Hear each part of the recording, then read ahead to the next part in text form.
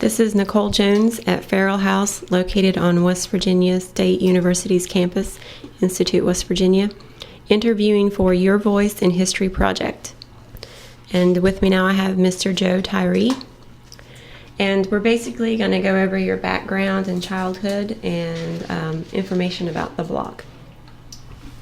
So if you want to go ahead and tell me your name and age. My name is Joseph Murrell Tyree. Murrell spelled M-U-R-R-E-L-L. Tyree is T-Y-R-E-E. I'm 64 years old. I was born and raised in Charleston. And is that where you currently live, is Charleston? I live in Scott Depot, West Virginia, where it's about 28 miles west of Charleston on I-64 between Charleston and Huntington. How long have you lived there? I've lived in Putnam County, which is Putnam County now, almost 30 years. Oh, okay. That's where I live, Putnam County. I live in Poca. Okay. Well, actually, it's the end of Poca. How did you know? I used to be a trooper there. Oh, no. Okay. How far up the creek you live? The very end. All the way at the top? Mm-hmm. Well, not at the very tip top, but my family has 80 acres. It's just past Kelly's Creek. Okay, you're almost in Garnet County. Almost, yeah. Mm-hmm. Actually, in my dad's field, I can be in two places at once. So you had a long ride to school? Yes, yes. See, I know what I'm talking about. And are you married? Yes, I am. Okay. And how long have you been married? The 15th of October, it was 28 years. Oh, wow. Congratulations. And you said you have children? I have three kids, Mm-hmm. 2 boys and a girl. They are, let me get this right, 31, 35, and 48. Okay. And who were your parents?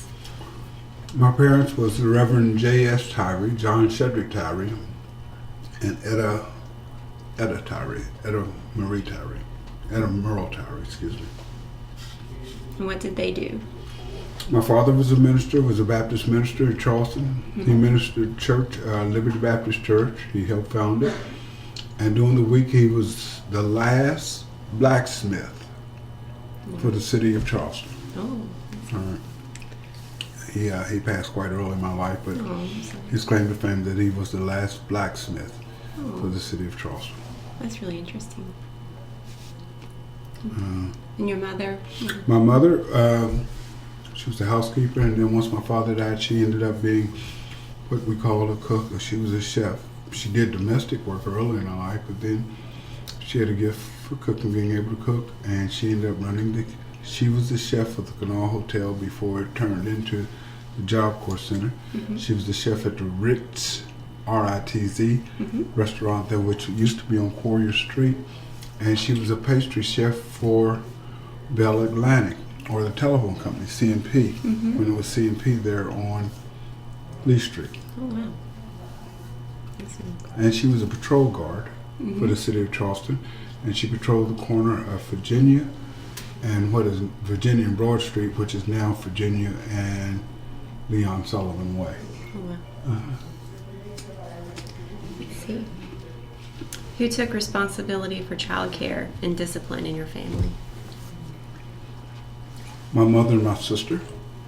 My mother, again, my father died when I was 5. Oh, okay. And my sister came back to live with us. Mm-hmm.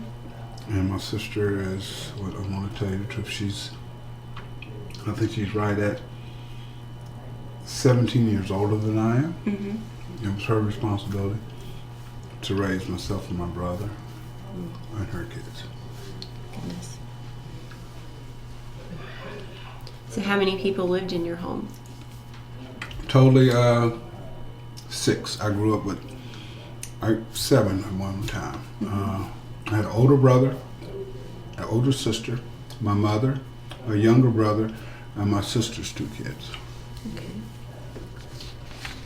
Did you have any aunts or uncles or cousins that you were really close to? And We had aunts and cousins that we were.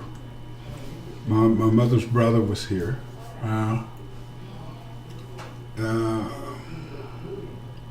we had some cousins that were all in our neighborhood, close proximity. All right, but to say real close, what it was is that my brother and I, my mother and father, it was the second marriage for both of them. So it was late in my father's life, obviously, and kind of late in my mother's life. So my cousins were all old enough to be there, to be young parents to me. So I didn't have a relationship with my cousins that much, and my uncles. And my uncle moved away. My only uncle that lived here moved away, I guess, when I was 12 years old.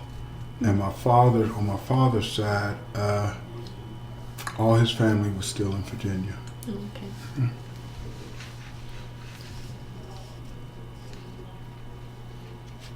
Was there any person in your family who you were especially close to? Oh, just like all boys, my mother. Yeah.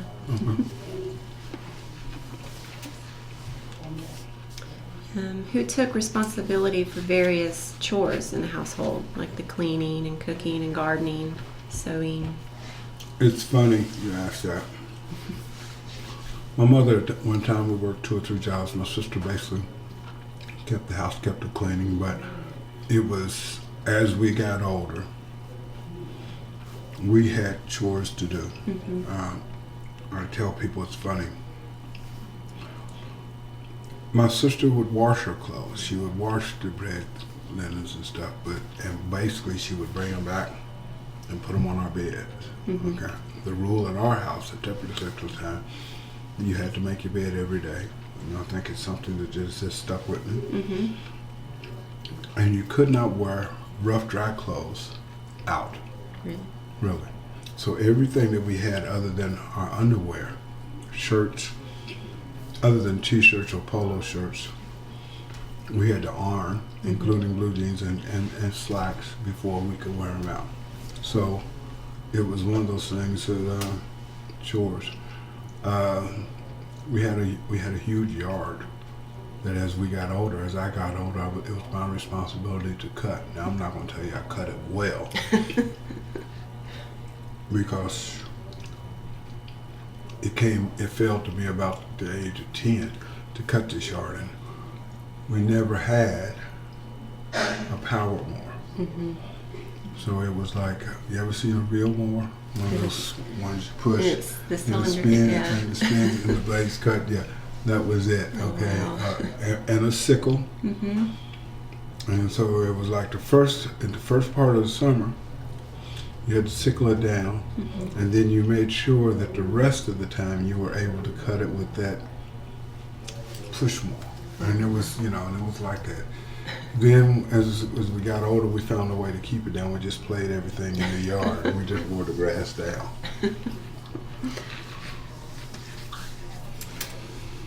Could you describe the meals the family ate together? Like what foods were served, and if you all talked about anything in particular? Breakfast as we were growing up. Again, my mother was always out, but my sister made breakfast for us before we went to school. I mean, and it was, we got full breakfasts, everything from oatmeal to bacon and eggs, I don't think we had a lot of biscuits and stuff, but we had a full breakfast, Cold cereal was an option only if we were running late. All right. That's good. Lunches, I grew up, I went to elementary school at Mercer, which was on Quarry Street. I don't know if you're familiar with Charleston at all. Really? You know where the YWCA is on Quarry Street? No. Okay. Well, Quarry Street from my house was, school was a good 20-minute walk, okay? Because I lived on Piedmont Road. But at lunchtime, they gave us 45 minutes. And I lived in a neighborhood with a bunch of guys, and it was our thing to run home, eat lunch, and run back to school in 45 minutes. So, and for lunch, again, my sister was at home. it was soup and sandwiches. Mm-hmm. And at dinner time, it was a rule till I know I got up into my mid-teens. We all had dinner at the same time every day. That was my sister, my extended family, my niece and my nephew and my brother. And when my mother was off, she was there. Mm-hmm. Saturdays and Sundays were great meal days for us because most of the time my mother was off. Mm-hmm. So it meant we had to have her cook. Not that my sister couldn't cook, but my mother would make us breakfast. Lunch was a catch can because they were busy cleaning the house and we were busy out playing or doing out of their way. But Saturday evening was always a bonus. It was like, when I say bonus, we had food that we didn't have during the week, like they might order hot dogs in, or we might have hot dogs, or they might make hot-bolognas, things like, just, different type foods like that, and there was always something.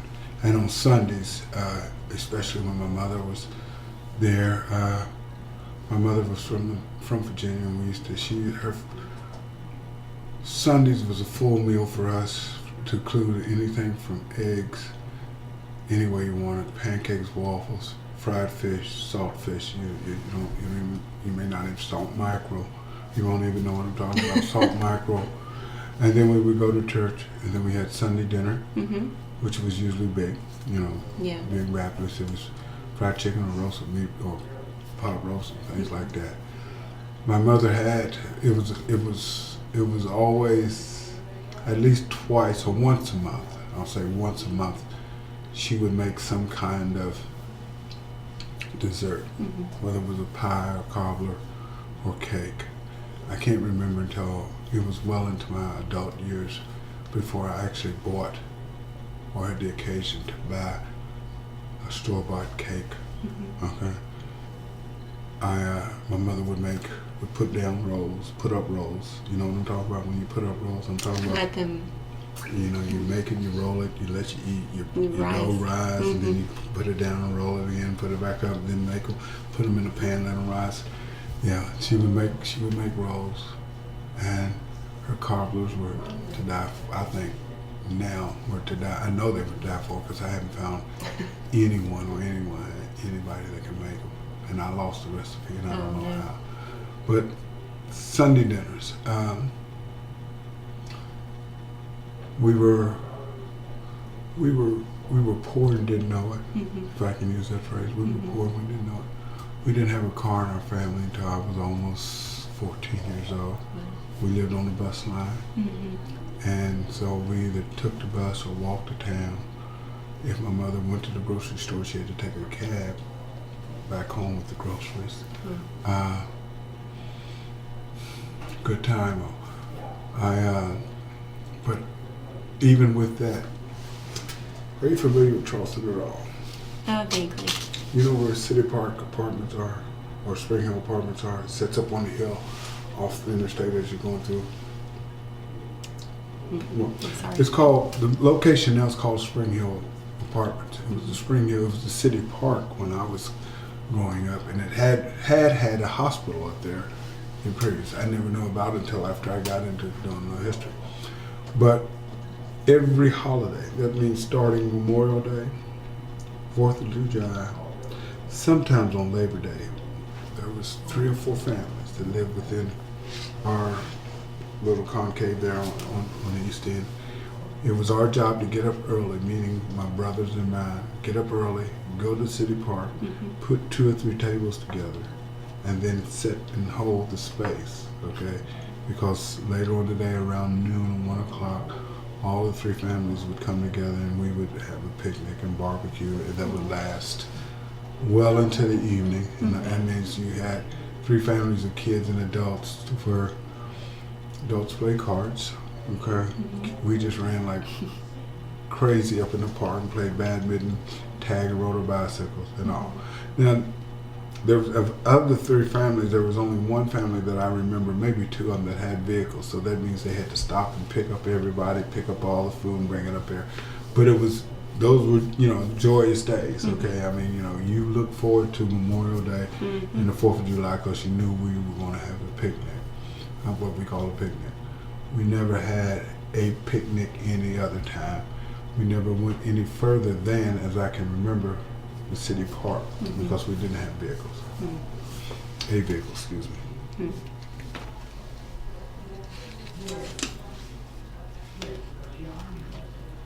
I don't even need to ask this next question. Was religion important in the home since your father was Reverend? Yes, it was. But in all the homes in my neighborhood, religion played a huge part of it, formal and informal. Formal being in church. You were in church a minimum one day a week, no matter what. And that was from the time I was old enough to remember going to church till I was old enough to say I didn't want to go to church. You were there a minimum. Sunday school, church, Wednesday, any kind of church programs. The difference is that I grew up, my dad was a Baptist minister, but as I was growing up, all the guys in our neighborhood and the people that I gravitate to went to the Methodist church. So I ended up going as a youth into the Methodist church, okay? But it was only because all my friends went to church, and that's where I wanted to go. We all sang in the park. We all went to vacation Bible school. We all went to Sunday school. And we all skipped church when we could, And it was always, it was funny. Even as I got older, when I was living there in my mother's house, it was like, I don't care what you do on Friday night. I don't care what time you come in on Saturday. But as long as you're here in my house on Sunday, you're going to church. So that was, so it was like, it wasn't a request. It was necessary that you understood that you were going out here. Now, yes, that answers that question. Church was huge. And what about Christmas? Could you describe typical Christmas for you all, your household? Christmas for us was like the best day of the year. Like I said earlier, we were poor, but we didn't know it. My mother and sister sacrificed. They sacrificed to keep us from knowing just how poor we were. I'll go back to that later, if you don't mind. Sure. But Christmas was a culmination of all the things that we wanted from the time we started to school in September that we could see. As we would be in town, oh, I want that. You wait for Christmas, okay? You wait and get it for Christmas. So you have to realize Christmas was, as for us, was a build-up. And you never knew what you were going to get because up until the last day, okay, I like to get what you get it for Christmas, okay? It was, we never, my mother and my sister never was one that, just for like, we were downtown and we saw these toys and we just thought it was always Christmas. So you were elated and that sometimes disappointed because certain things that you thought you really wanted, you didn't get. And certain things that you only wanted for the moment, you got. But it was always that surprise, okay, of what Christmas. Christmas was the winter buying season. So we got clothes. There's 4 people. We got clothes at school time, Christmas time, and Easter. So Christmas always for us boys, when we knew we were going to get underwear and things like that and socks, but you always were going to get a dress outfit, your winter dress outfit, whether it was shoes and slacks and a coat, or shoes, slacks, and a shirt. I remember one Christmas, my sister bought me, I had a pair of gray pants, a white shirt, a red vest, and a black double-breasted blazer. I thought I was the cleanest kid. Sounds dapper. I thought I was the cleanest kid, and you know, and it wasn't, and I wore it. You didn't see me in it, but on Sunday, but you saw me in it every Sunday. I mean, till I outgrew it, because it was just that. And again, you know, you're right. Christmas was that. Christmas. I grew up as a cowboy. Okay, we were cowboys and Indians. Okay, sledding, bicycles. My mom and sister, as I think back, again, we were poor, but we didn't know it. They used layaway. They borrowed. I've watched, as I've grown, to come to know that our Christmas was not so much just Christmas. It was also January, February, March, and June to get it paid for. You know, you know, our Christmas was huge. What I'm trying to say, they were huge. But the size of it is that she owed O.J. Morrison, she owed Montgomery Ward, she owed those things to pay for, so we would have these things. And at times, really, I grew up in a house that other kids envied. Okay, because at Christmas time at the Tyree house, Tyree kids had everything. I mean, you know, and it was like my sister, my mom, they did it. But now that I've grown, I've come to realize that you know, to have everything. I mean, she had her account at O.J. Morrison, she had an account at Montgomery Ward, she had an account at Sears, and at the Diamond, at Frankenberger's. That, you know, after Christmas, those bills came due, and they weren't paid for.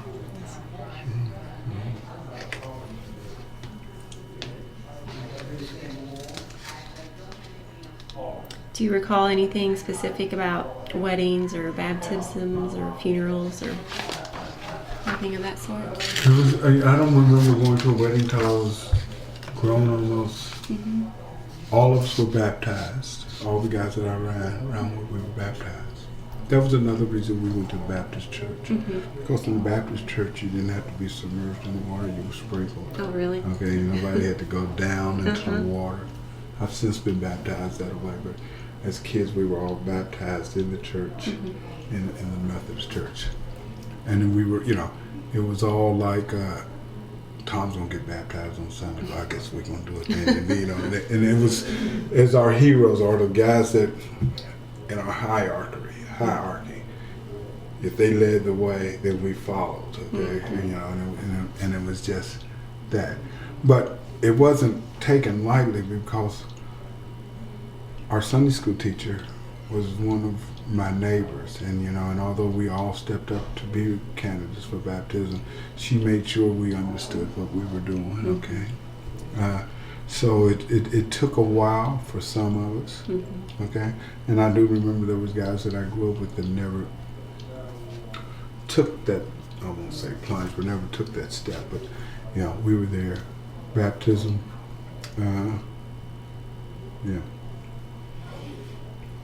baptisms are important. Okay, weddings, we didn't see a whole lot of weddings. You know, it was more like, did you know so and so went off and got married? Okay, it wasn't like weddings of the day. It was just like, boom. It wasn't lavish. I wasn't in the social level to where a wedding was a lavish affair. It was like, if you went to a wedding, it was after church on Sunday. The couple got up and got married. Okay, and that was, as I remember.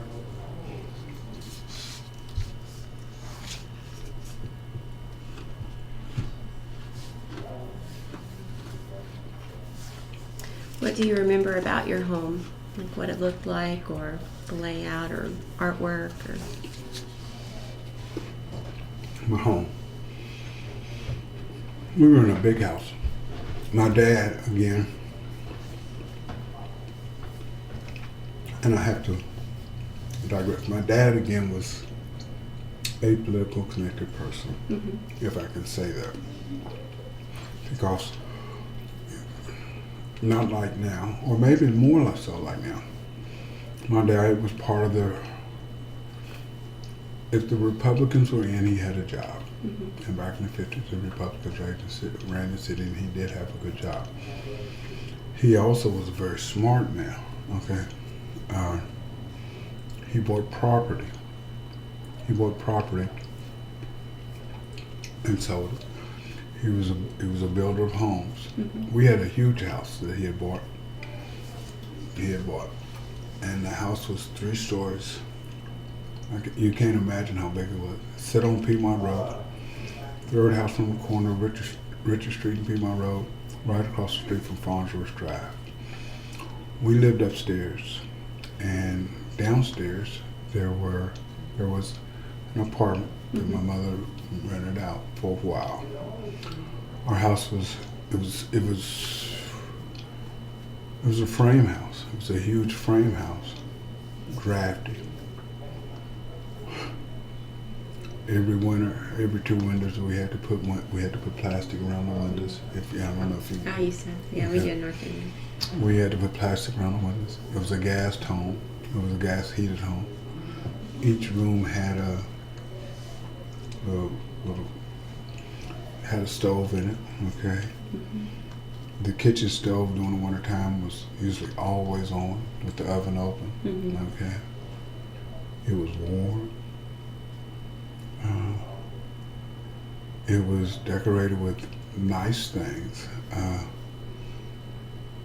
We had an upright piano at one time. That's nice.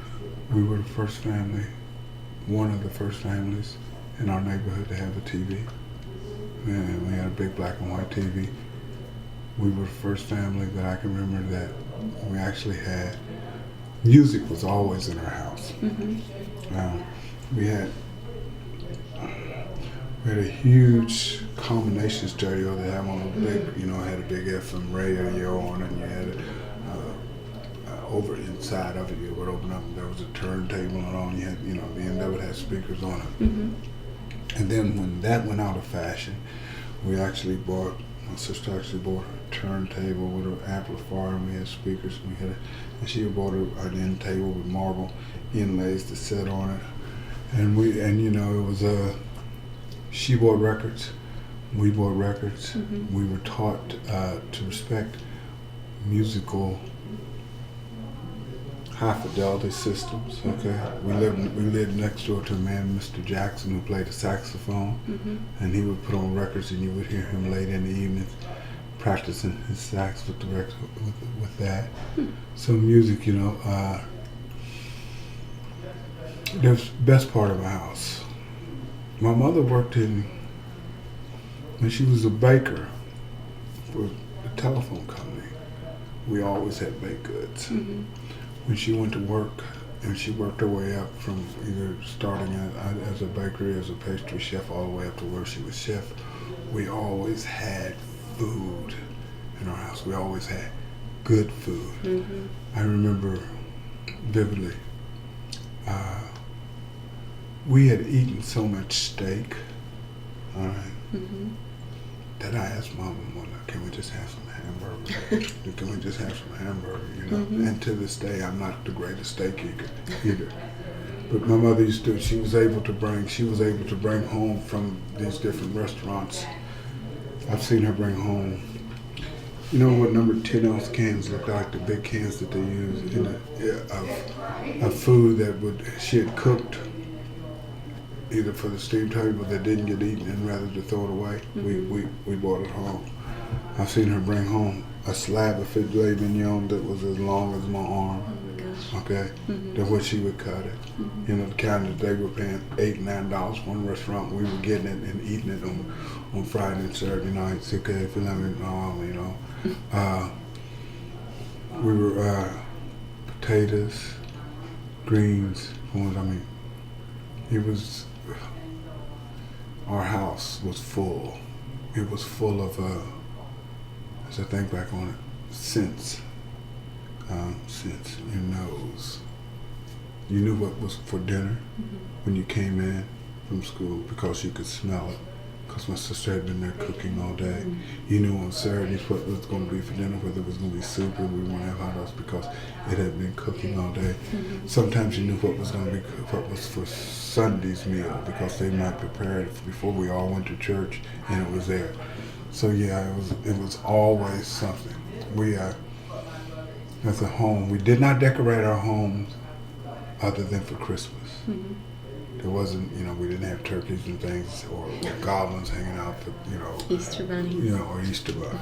But come Christmas, we had our lights out. We had the tree. We had all Was that. it a real tree or? Always a real tree. It was always a real tree. I take that back. We always had a real tree, and we were one of the first people to try the aluminum trees. Now, this is something your parents will remember. They were all aluminum, and then they had a red, yellow, and green and blue light that you would put on it, and it would turn the tree different colors. So we had one of those, but we all eventually went back to live trees. The Christmas time, one of the joys of Christmas is we had was how soon can we put up the tree? Well, in a house like we had that had open fire in it, the trees dried out real quick. So it was it was my mom and sister's thing to keep it. So the way they did it is that it was all in preparation. Well, let's get out the bulbs and just see what we're going to use this year, and there was never a theme other than Christmas, but which bulbs were good, which was broken, and then let's see how much icicle we got, and maybe next week let's get the lights out and see how they do. And so it's a build up to where all this is coming out from wherever they had it stored under the beds and stuff, to where all right, let's go get a tree, or Mom would come home one night in a taxi, and there would be a tree on top of the taxi, and then we knew that within the next 2 days we were going to all be there putting up the tree. As I remember, our house was full of senses. S-C-E-N-T. It was either the smell of food, the smell of holidays, the smell of cooking. Saturdays it was Lysol and bleach. Okay. Because they were cooking and they were cleaning.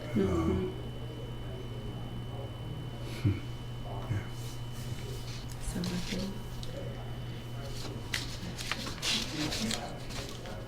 would you say that the community helped raise you?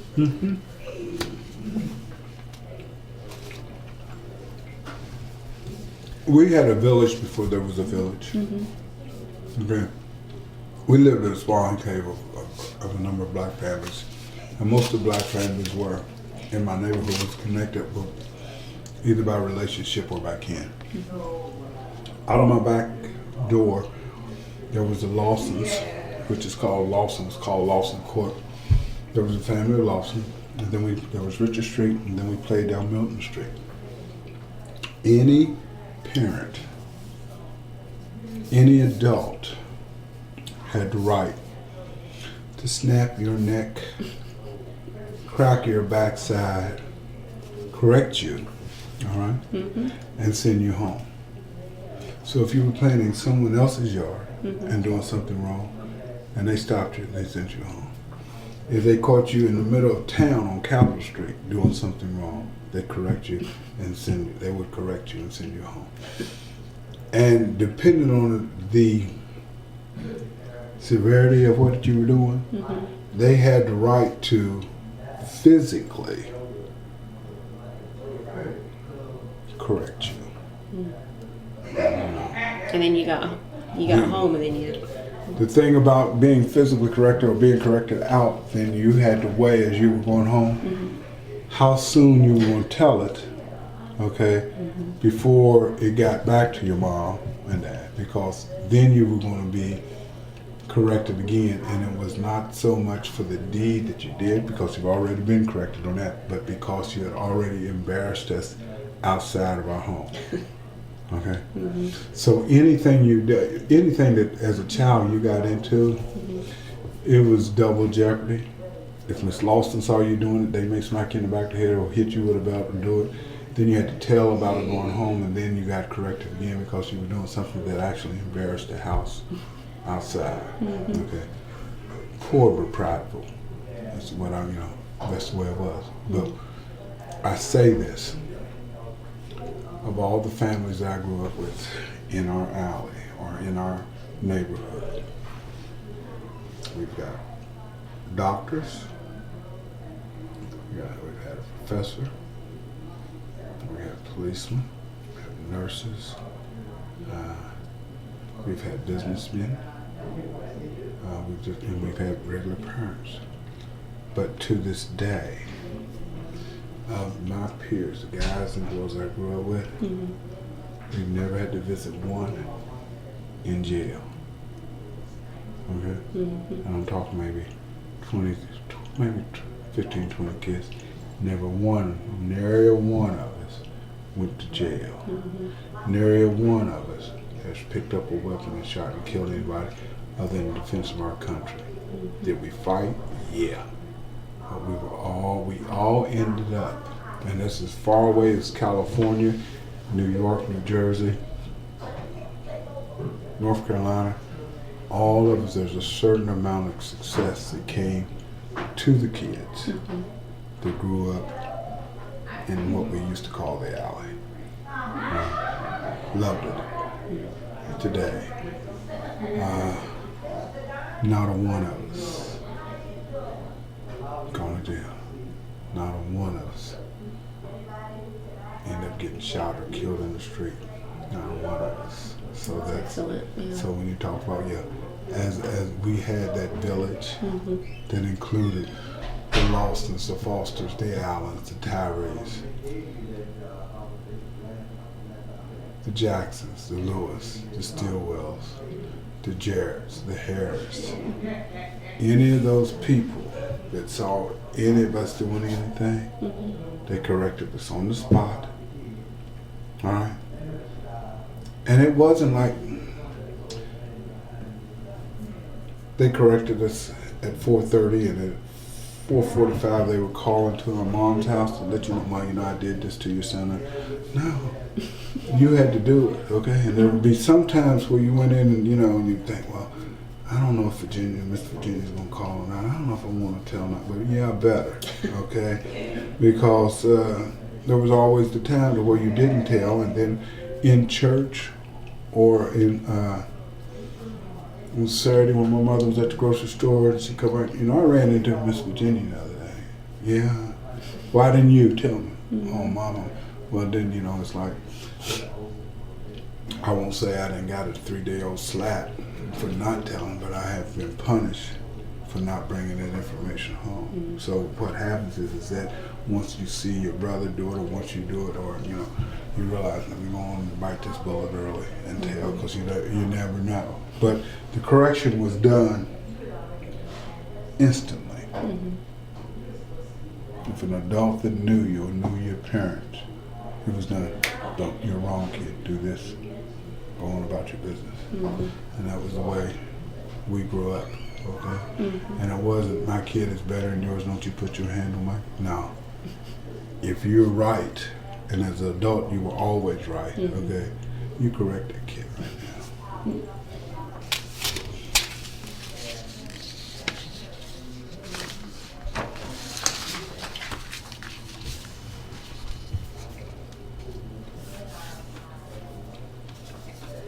Before I go on, were there anything that you want to talk about in particular? Other than about the block, or we'll go to the block, but I'll just tell you how. I grew up in Charleston, right there. My time is long before. My time was when integration was the biggest move. There was fear and trepidation all through the country, about, well, how are we going to integrate these two systems of school, black and white. My brother came through. He was the first class to go through an all-integrated class. I had the first grade in the black school, and then the rest of my classes, it was in integration. But I grew up in in a area, which I'll say is 4 or 5 block area, open in the middle of town, on the north side of town, where there was a mixture of middle class, lower middle class, poor, black and white kids, black and white families. And because we were all of us, I think we were in the same social and economical strategy, there was no different. If we grew up together, I was in your house, you were in my house. White kids that was around us knew how to dance like we did. We were in their house, we played. There wasn't a separation, a real separation until about the 6th and 7th grade. All right. And the 6th and 7th grade is when there became a separation, because at that particular time, boys became mannish and girls became women. Okay. And there was not a lot mixed dating at that particular time. It was just totally, taboo, frowned upon. So it was like we could grow up together, but by the time we got to the 6th and 7th grade, the lines had been drawn that way. But as I came on up through, I went through my life and I watched race riots all through this country. We didn't have a race riot here in Charleston. We went to school. I went to Charleston High School with black and white kids to where, there were fights. And I was called out of my name and I called people out of their names, okay? We had fights, but there was never, like a white fight and a black fight or a black and white fight. I think our families, okay? And I learned this early in West Virginia, in Charleston. Okay, although I have been told, because I was black, I'll tell you one more story. But most of the time, we were all so poor, okay? We couldn't tell the difference, okay? We were just poor. I told you before we sit down, where I used to pick up my papers. I picked up my papers on the corner of Smith Street and Capitol Street. Right around the corner, there was a saddle shop and a restaurant, okay? I never had the occasion to go in a restaurant because usually I was just always there to pick up my papers. And as soon as I could pick up my papers in the evening time, I picked up my papers after school, so I had to deliver this 106 person paper route, so I had to be going. But there was one time, for some reason, a friend of mine wanted to take me in to buy me a hot dog at this restaurant. And I was told, I don't serve black people. He didn't say it that way, but I knew it. My friend, although we were young kids, okay, told him, well, if you can't serve Merle, I don't want it either. And we left. And we got there. But that was, little things like that. Now, but there was also things that we couldn't go to the Diamond. Okay, we could go in the Diamond, we could spend our money for clothes in the Diamond at that particular time. I would call it was more like, if there was an upscale clothing and accessory store in Charleston, it was the Diamond, okay?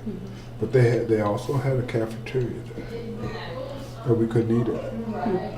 There were so many things that as a black person we couldn't do, and we just didn't, you didn't challenge it. But then again, my generation, the generation just above me, we did challenge it. My brother was part of the sit-ins there.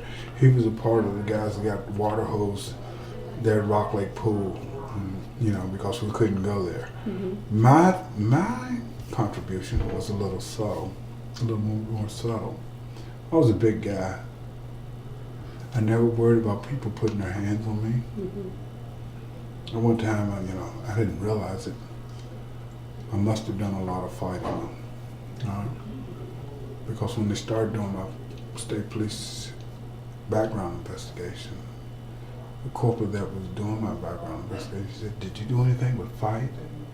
And I don't remember that much, but I didn't take any crap from anyone.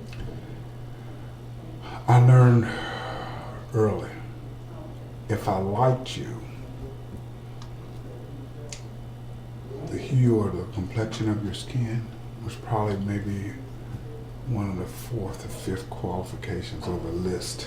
You know, well, by the time I got down what color you were, I don't know. I like you, you know, for a lot of other reasons.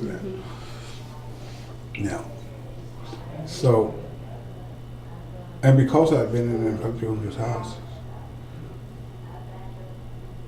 I probably broke the biggest taboo of our generations, my generations.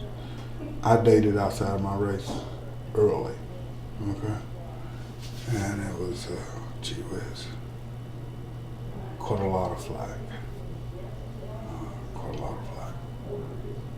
I thought my sister was going to disown me. Oh, goodness. Oh, yeah. I mean, it was like 16 years old. We talk about Christmas. For my 16th Christmas, because I was dating a young woman, okay? And part of it, I was never at home, because I was in the street, I was dating this, she was a young woman. I was 16, she was 22. I was in the street, okay?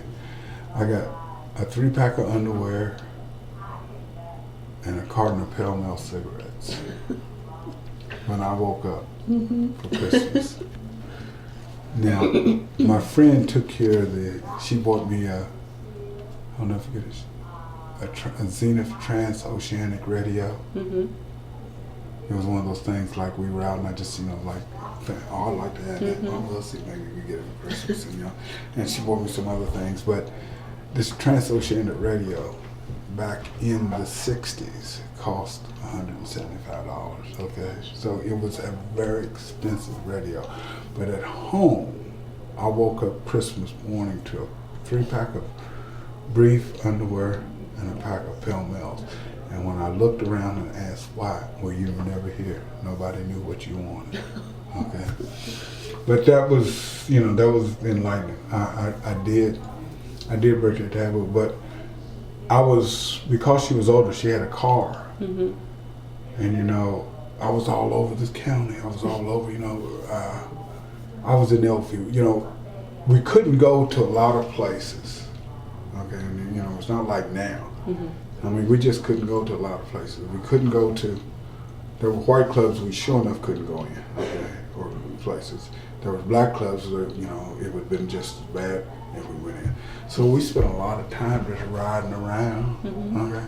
I mean, we were up at Sissonville, we was out Hoover, we was up Clendon, and we were, we just get in the car and ride for hours, And, the stories would come up, man, I saw you out there with that woman, you're going to get yourself killed, you don't know what you're doing, hey, okay, just leave it. Now, I tell you that because my sister and her girlfriends were the biggest. You don't know what you're doing. Why are you dating this girl? Why you, it was all that. But 2 years forward now, I'm working at FMC and I come into my mom's house.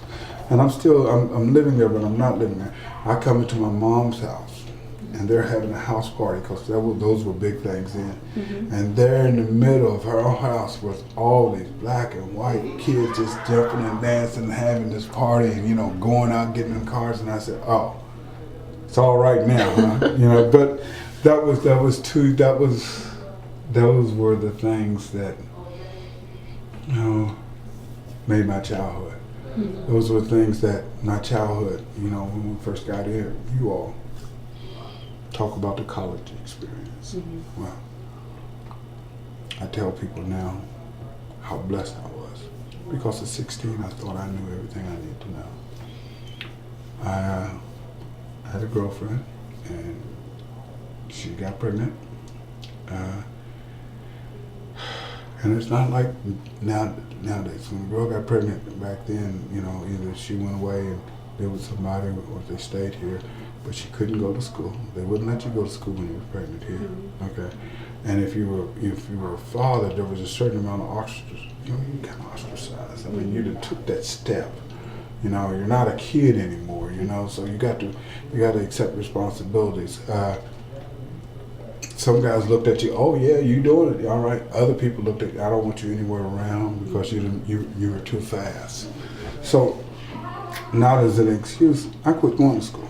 I just didn't. I don't need to go to school. I didn't have a lot of high expectations. I knew what I wanted to do. My oldest half brother had been a truck driver. He made a good living. That's all I wanted to do. As soon as I can get my license, I'm big. So I drove everything that I could in preparation to become a truck driver.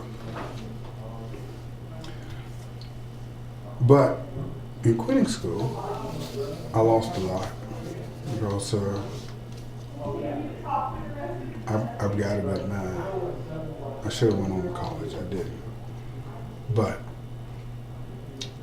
schooling was important enough to me that I went and signed up to take a GED test. Okay. High school equivalency exam. Never picked up a book. My sister tells me that when they got the paperwork, it was the 3rd high score ever recorded in Kanawha County. Okay? To that point. Proud of it. Yeah. But that was what I had to do to satisfy me. Okay. I had lost interest in school. Suzette had Jeff, and I just, I could not be in school with that, with that pressure. It was a lot of pressure then. But I wasn't. I was a dummy. It was just I allowed circumstances. There was a Mrs. White lady that worked into the employment office. I can't remember her name now, but I can remember her face. For some reason, she took a liking to me. And at 16 years old, big raw bone boy, you walk into the employment office and telling this lady you want a job. And she telling you, no, I can't get you a job. Because you're 16, you need to go back to school. Well, you don't know it. And she comes back. But she's sitting on different interviews. I interviewed for it was Bell Atlantic at that particular time before Bell Atlantic had gotten here, because all we had was C&P, okay? And they were wanting people to be installers. I took the test, passed the test, but they couldn't hire me because I wasn't 18, okay, to be an installer. So I went back. So she put me in a program where I learned to weld aluminum at FMC plant just across the street, across the river now. Almost the day to the month and the day that my class graduated, I graduated from the aluminum welding program at FMC and went to work there making $3.75 an hour in 1966, which was a ton of money. Really? It was more money than my mom ever made on her job in her life, okay? I mean, just, you got 40 hours, I was bringing home $100 a week. When you go back and you talk to your dad or your granddad, ask him how much $100 a week was in the mid-60s. It was tough. There was a bunch of young guys here working. A lot of reasons I tell people that we didn't have any racial strife. It's because there were so many jobs here that everybody worked. If you wanted to work, you could work, okay? All of us had fast cars and all, okay? But we'll talk about the block in a minute, but those are things what made my life good. I thought it made my life wonderful. And also because I lived in the community, I learned to talk to people like you. When I decided to go in the military, okay, in the early 70s, right, I didn't have a problem with quote-unquote white people. Okay. I knew white guys put on their pants just like I did. Okay. I knew that women liked the same thing that everybody else did. So, if I went into a room, I didn't have to gravitate to this side of the room because this is where all the blacks were. I could always be in the middle. Okay. Had it coming and going. My friends were, again, the hue or the complexion of your skin was probably maybe 6 or 7 down on the qualifications to be a friend of mine. Okay, there had to be a lot more before I got down. Well, what color is she or what color is he? Okay, but and I learned that here. Okay, I took all the experiences from here. I didn't play high school ball, not that much, but in the service, my last 3 or 4 years, I didn't do anything but play ball. I started playing my 4th year overseas, my 3rd year overseas, and I was good enough to play on base teams to where my job was to do work and then go play basketball. Okay, because that was the way it was in the service, because each base had a team and you played within squadrons, but that's neither here. You want to go back to the block. The block I knew the block was a hub because my sister was older than I. And she would tell me all the things they used to do in high school and as kids that sitting around the block that I couldn't do because I was too young to do, all right? Now what messed it all up was I took a paper route that I delivered papers across the block, in the block. Like I told you, I'd pick up my papers on Capitol Street, there were about 5 houses on Smith Street, then I would turn down Salisbury Street, and I passed from Smith Street out to Washington Street on Salisbury Street to include Lewis, down, and back around. So all the black people that lived in the block or in the block area, all the block businesses, okay, guess what? Between 3:30 and 5:30 every day, they saw me. I saw them. And it was like, the families knew me because I was there on Thursday or Friday trying to collect my money. The business knew me because I was trying to run down the owners that had taken the papers, okay? I knew all the players. I mean, and the players are no different than players in the day. I knew the slickers.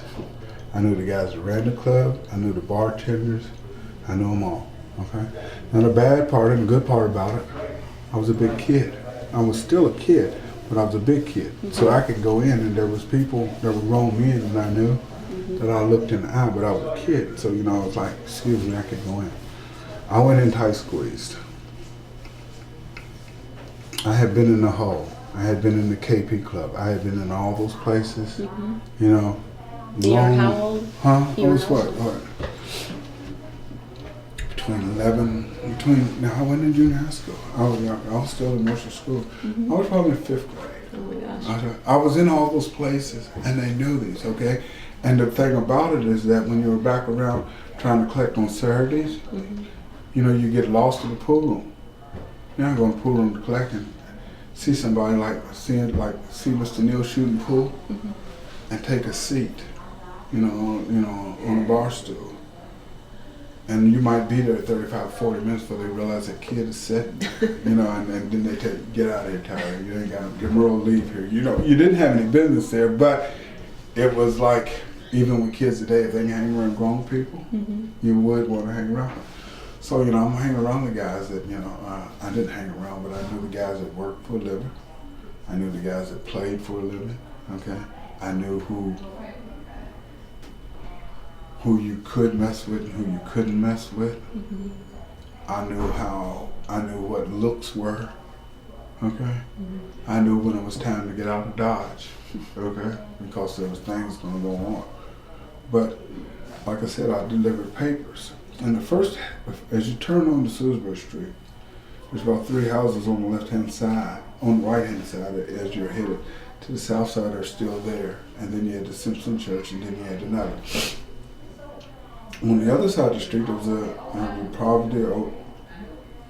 old poultry store, a big parking lot where they used to park old Studebakers, because the Studebaker car dealership was on Broad Street.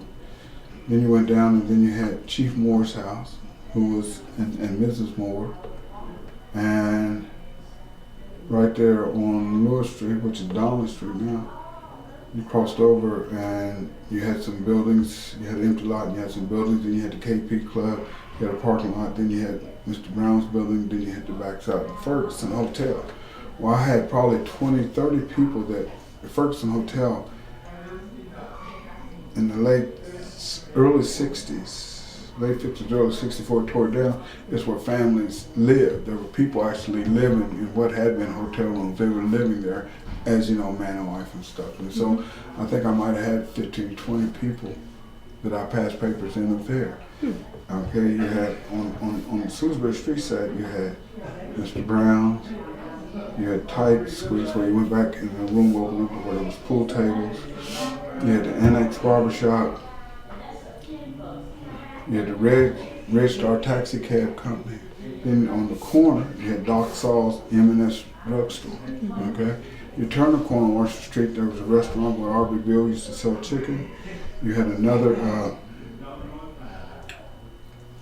storefront. Then you had Kelly's Barbershop. And right there between the storefront was where the old movie theater and hotel lobby was. Then you had the alley. Around the alley you had, I forgot the name of the club, but there was a club downstairs. And then you went on up and around. So all the little clubs that were there that should have been there, I'd watch different people go in and run the clubs. Okay? I was always, 2 or 3 times a month on Saturdays I got my haircut there. Okay? I'd be collecting money, getting my haircut. Always treated myself to a hot dog on Saturday at the drugstore. Okay? Because I was old, big for my size, I knew things I didn't have anything with. Have you ever watched The Godfather? A long time ago. Okay. Okay. I don't know if it's The Godfather or Goodfellas. They talk about numbers. Numbers, the numbers game. There was a numbers thing here in all cities where it was it was the lottery before it was a lottery. You could bet, you take 3 numbers, you bet a quarter on it, and if you came out and you won, it was 5 to 1 or something like that. I knew the number men. I knew the guys that ran the numbers, okay? I knew the runners because I knew where they were going, okay? I had moved numbers, take this down to so-and-so and give it to him here, give him this quarter. Well, you do it as a kid, you don't understand what you're doing, but then you realize, okay. Or if somebody wins and they say, hey, go down here and pick up my money and bring it back to me. And when you bring it back, they throw you $1. Okay, thank you, okay? So you knew that. The block it had it all. You knew the guys that worked Saturday. Saturdays on the block was like, how I say it. It was like a bizarre affair, especially this time of year, springtime, when guys that lived out of town, that maybe lived up in Montgomery, or guys that lived in the coal fields came in and had money to spend, they'd come. There was gambling there too, okay, and they gambled. And they would also get their haircuts, and they would also, I actually got to go to a movie in the Ferguson Theater. I saw The Search, I don't know if I saw The Searchers there, but I did see a movie in the Ferguson Theater, okay? But I got to see people, and because I used to pass papers in the evening, right? 8:30, 9 o'clock, I could still be out, okay? And then you see the guys, you see the Lincolns, you see the big Chryslers, you see the guys that had the cars and had the money. You can see the guys that worked all week, that waited for the weekend so they could show out, get dressed and get clean and get out, Gee whiz. And the block was, and it was all right there. Now there was Court Street down the street, but in the late 50s and 60s, haircuts, food, taxi service, KP Club. There was a couple of clubs that guys went in to drink that I was able to go in, and every little enclave in there had a bar. And there was always somebody running the bar, or it may be different individuals, but there was a bar. I can remember what we used to try, where we couldn't get in as a kid. The police took over and made it a canteen out of it, okay? to where we could go. And the only difference was the pool tables were still there, the bar was still there. It was just now it was a canteen for the kids on the block. I knew who the movers and shakers were in the town. I knew Mr. Brown, okay, A.H. Brown, older man, flat top. Willard Brown, who was a big time lawyer upstairs. He had a place in the Ferguson building. You had Acme Finance, who had a finance company up there. There was a black insurance company up there. And I passed all the papers to all these businesses that were there. So, I was young enough, but old enough to remember when they marched from, where the post office is? You know where we're talking about? Post office, yeah. Where the post office is? Shrewsbury? Yeah, right there. Where Shrewsbury runs out to Washington Street. The biggest black church was right there. I remember marching when they marched from the old black church to where First Baptist Church is now. Okay? All right. There was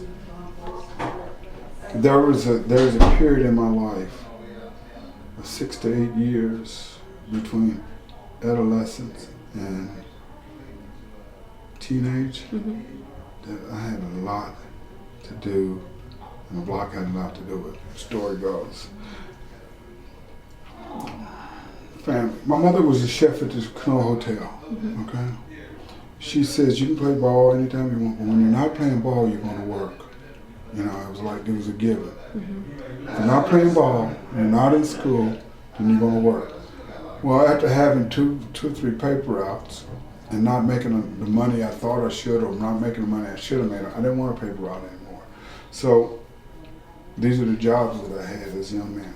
I shined shoes in the YMCA before black men could go into the YMCA. The YMCA was segregated, okay? But I shined shoes in the health club, okay? Now, you think, well, what's that? I said, well, you get to think about it. A quarter or 50 cents for two-tone shoes, and you got all the gentlemen of Charleston. You know where the, okay, so let me tell you where it is so you know where it is. You know where the penny store is now in Charleston? No. You know where, okay, it used to be penny. You know where the diamond store is in Charleston? Where it used to be, yeah. Yeah, okay, across the street they got that big park there right now, okay? Back at the back of the park there used to be the YMCA building. Okay, and that's where it was, okay? Now, I tell you that because it meant they had a health club, and they had a pool, and they had a gym. And all the gentlemen of the town, that was their health club, because they could work downtown and go to the Y and work out and do all those things. So they were in there getting rub-downs, and I'm in there from 3 to 6, as soon as I could get out of school, okay? From 3 to 6:30 or 7 o'clock, shining shoes. At the end of the day, all right, you could walk out of there. I shine shoes and my brother shines shoes. At the end of the day, you could walk out of there with anywhere from $3 to $10 to shine shoes. Now you gotta think about it. Well, you don't have to think it's hard for you to visualize. When at the end of the week, you done made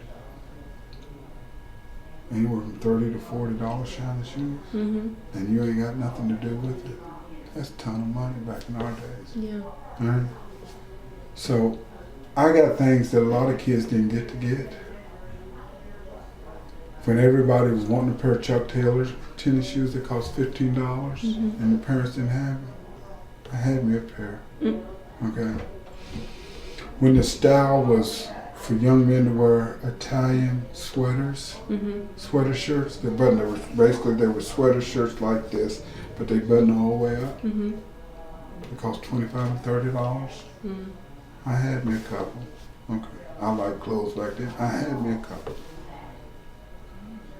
and I was a big kid, so I could wear them. It wasn't like, what's that kid doing now? When you see me walking away from you couldn't tell me from a young man or a kid. I'm telling you about the block. my mother had become the chef at the Canal Hotel, and I wasn't playing ball. So she had me working in the kitchen as a dishwasher. And I'd come there directly after school and I'd wash dishes, and usually by the time the dinner meal was served, I'd leave there anywhere. No, wait a minute, no, I wouldn't wash the dishes then. She had me as a bellhop.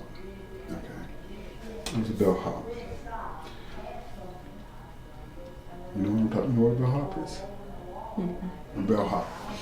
In old hotels, and you see them on TVs where someone goes to check into a hotel, and they call front, the guy that carried your bags up. Yeah, carried your bag. That was my job, okay? And each week, there was the Danny Boone, you had the Canal, you had the Ruffner. All the hotels had bellhops there, man. That was just a job that you did. But because I was young, big, I could carry bags. Mm-hmm. So I went there to work for George Chamberlain. I'll never forget it, okay? And at the end of the day, again, I always had money in my pocket, mm-hmm. and didn't steal, break, and do nothing.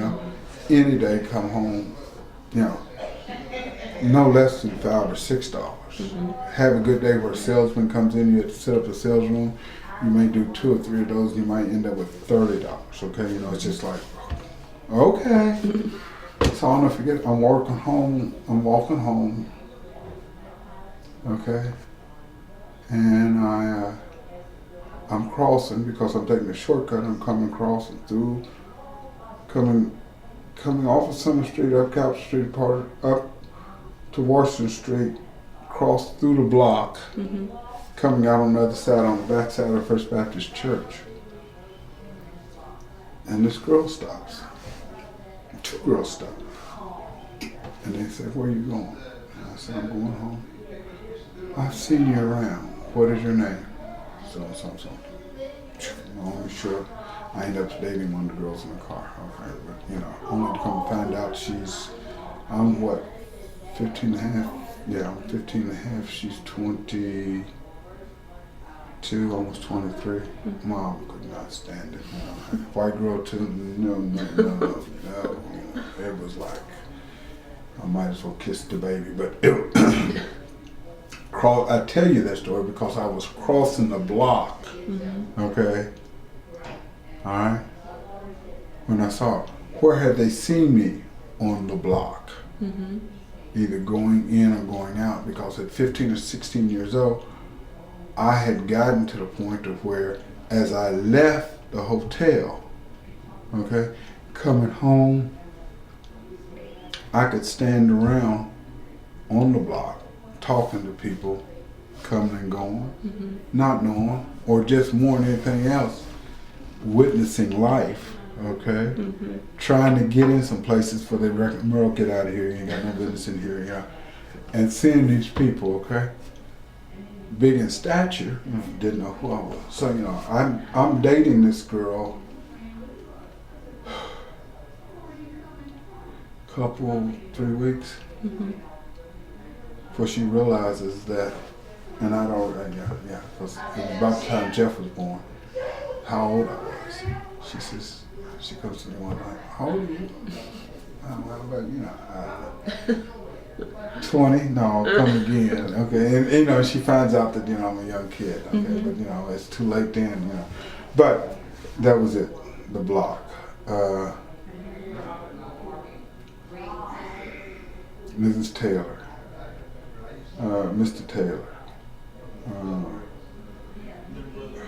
flat top, you guys that cut hair, Mrs. I can't think of her name. There was 2 barbershops. There was Annex on one side and Kelly's around the other, and that's where you got. You could sit there, and guys, coal miners that worked all week to come into town. All right, boom. You'd be sitting in the barber shop, and at that particular time, you got to the barber shop, and as you came in, that was how you got served. If there was 3 people ahead of you, and you came in, you were the 4th one waiting to get in that chair. Guys from the coal mine come in and say, "Hey, kid, why don't you here take this $5, go get me a hot bologna sandwich and a Coke." and come back. Well, what he's done, he's for $2.50, he's bought my spot. You know, I could go to the barbershop at 10 o'clock and not get into the chair till 2, but may have $8 in my pocket because I didn't gave it up to somebody. But the upside of that is that I got to hear all the stories. I got to hear the grown men's stories. You know, kids were dealing. You know, they always wanted the kids in the barbershop by 12 an hour. Well, you know, I get there before 12 because I'm a kid. I'm trying to get it, but you know, as I'm making these errands and coming back, sitting to get my haircut, because the bottom line was I could not go back home without a haircut. Right? I done heard all the stories. Okay, I knew who was what was that. So that was it. It was for me, you know, a good time. I remember the things that I remember that I relate to these people is that because I was there, it was like, I won't say it was like a kid in a candy store, but it was like, it was illuminating. Okay, all right. I knew who all the guys were. I knew who they were. I knew when they were. I knew the reputation they had, whether they were good high school football players or whatever they did. I knew I did it because being forced into it, then growing up faster than I should, and then wanting to emulate and be in that life. It was like, you know, I got to see it all before I went, you know. Now, there's a downside of it. I grew up too fast. I saw a lot that I didn't need, and, you know, and was experiencing things that I didn't. And it's like, I tell you, you know, and I tell people now, you can't put the top back on the bottle. Okay? Once it's been off. And the wine is breathed, okay? It ain't the same bottle anymore. And, you know, and it's like, I couldn't go back being a kid after I, you know, after you hung around a woman for, you know, a 22-year-old woman for, you know, wasn't no 100. So it was like, I was out there. My 16th birthday, Christmas, and it was like all the molds were broke. 16th birthday, son was born in October. Christmas, I got enlightenment. You know, if you don't do what you're supposed to do and be around here, you can't expect to be a kid at Christmas time. I started dating a 22-year-old woman, so it was like, okay. So by the time I got to be, you know, school year, the next year, I ain't going to school. You know, what can school teach me? You know, I'm big enough to get a job. Her name was Brooks, Mrs. Brooks. Every time I walk into the employment office, which was on Broad Street, she was able to send me somewhere where I could make some money. Okay, I wasn't the best worker. I won't tell anybody I was the best worker. Okay, because I was still a kid. Okay, but it was like, boom. I did enjoy the block. Where we at, Nicole? Where do we need to go? Yeah, I think we've gone over, but thank you very much for the privilege to talk about the block and your childhood. And I run off the mouth, don't I? let's see. So that will be the conclusion.